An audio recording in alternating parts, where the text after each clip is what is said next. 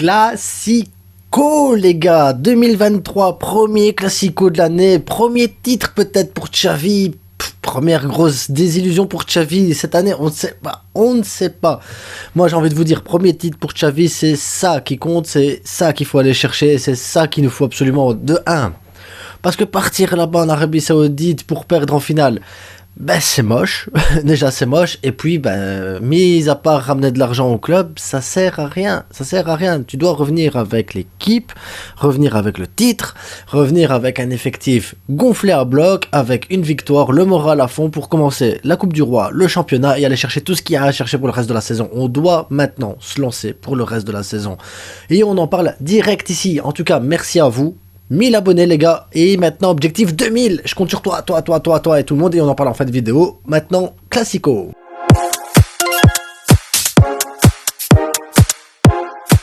Real Madrid, Barcelone, la finale de rêve, le match, le Classico, les millions de spectateurs vont regarder, des tas de gens vont observer le réel niveau de la Liga face à ces deux grandes équipes, ces deux grandes nations du football en Espagne. Les gars, on ne pouvait pas rêver mieux en Espagne d'une meilleure finale qu'un Real Madrid-Barcelone et un Classico. Ça, c'est sûr et certain, c'est la meilleure chose qui puisse arriver pour un match de gala. Maintenant, t'as tout à perdre. Ou tu gagnes la finale, et à ce moment-là, les joueurs qui ont participé, les joueurs qui ont été dans le groupe, qui ont été présents sur le terrain ou sur le banc et tout ça, ou ça les remet d'aplomb, et ça te permet de commencer ton année carrément en se disant ben voilà, on a un titre, on est bien, on n'est pas venu pour rien, on a fait toute cette route, mais on revient avec un titre, on revient avec quelque chose, et en tout cas nous, supporters catalans, ça nous ferait du bien de récupérer un titre. Et puis Xavi, je pense que ça pourrait lui faire du bien, le conforter un peu dans ses idées, et peut-être aussi remettre certains joueurs au niveau, et certains joueurs peut-être le moral, en se disant ben oui, c'est bon, on a été chercher déjà un titre, il n'y a plus cette pression là du titre, maintenant on doit poursuivre. Maintenant, si tu perds, c'est ça le pire, c'est si tu perds, c'est le moral, les gars, le moral, parce que l'équipe, on a l'équipe, mais moralement, on sait bien qu'on est faible, on sait bien qu'on est friable, on le sait, un rien peut tout faire basculer, que ce soit du côté des supporters, du côté des joueurs, du côté du staff, du côté de la direction, ça, voilà, ce match-là, il a plein d'enjeux, pas juste parce que c'est le Real que tu dois écraser le Real, non, parce que voilà, tu dois écraser le Real, c'est normal. Maintenant, je dis pas qu'on va les écraser, parce que voilà, c'est compliqué. Mais si tu perds ce match, tu perds à ce moment-là le moral. Les joueurs, ils se disent, purée, à chaque fois qu'on fait quelque chose de bien derrière, ça concrétise pas par quelque chose de positif. Regardez Ligue des Champions, tu joues bien, mais tu perds. Coupe du Roi, tu joues bien, mais t'encaisses des buts. Super Coupe d'Espagne, t'as bien joué, mais t'as pris des buts et tu t'es pas mis en sécurité. Là, gagner contre le Real, ça serait un moyen de dire, ben voilà, on a les forces nécessaires pour pouvoir réussir à poursuivre cette lancée. Si tu te trompes, je vois mal des Ferran Torres aller chercher autre chose. Robert Lewandowski, il est venu pour la Ligue des Champions, il est venu pour gagner. Tu perds. Je suis sûr que moralement, même Robert Lewandowski, il va se dire, mais qu'est-ce qui se passe? C'est quoi cette équipe? C'est quoi cette équipe? Pedri, Gavi n'ont jamais connu de titre avec le Barça. Jamais. Baldé, il arrive, donc ça va. On le sent bien. Aroro, ça va. Koundé, ça va. Mais bon, imaginez Koundé, il vient de perdre la Coupe du Monde. Là, maintenant, il perdrait encore une finale. Moralement, il faut se mettre à la place des joueurs et se dire, bon, il y a cette pression derrière, et en même temps, c'est une bonne pression parce que tu dois aller prouver quelque chose, tu dois absolument performer. Xavi, c'est la même chose aussi. Il se dit, bon, oui, en Liga, on est premier, mais t'as que 3 points d'avance sur le Real, et cette défaite peut te mettre des doutes sur le jour où tu dois affronter le Real en championnat, parce que si tu affrontes le Real en championnat avec une défaite en Supercoupe, dans les esprits, ça va rester.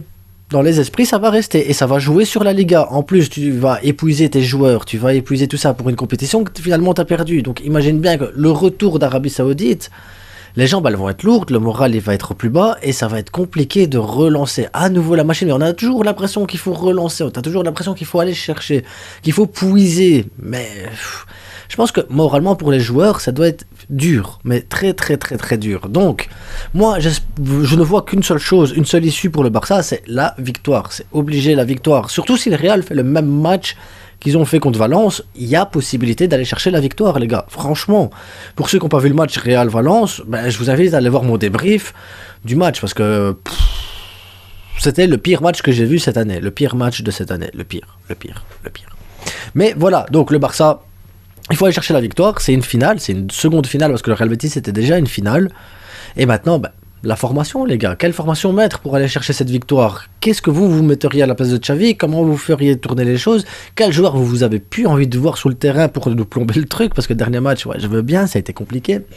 Mais on doit avoir une défense solide, on doit avoir un milieu solide, on doit avoir une attaque qui termine les actions. Parce que je vous jure, les gars, que le problème du Barça, actuellement, c'est l'attaque. C'est que l'attaque.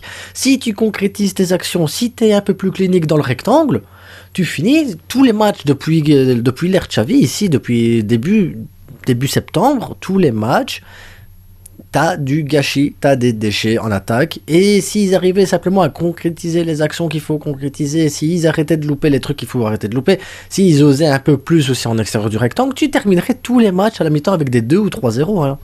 Tous.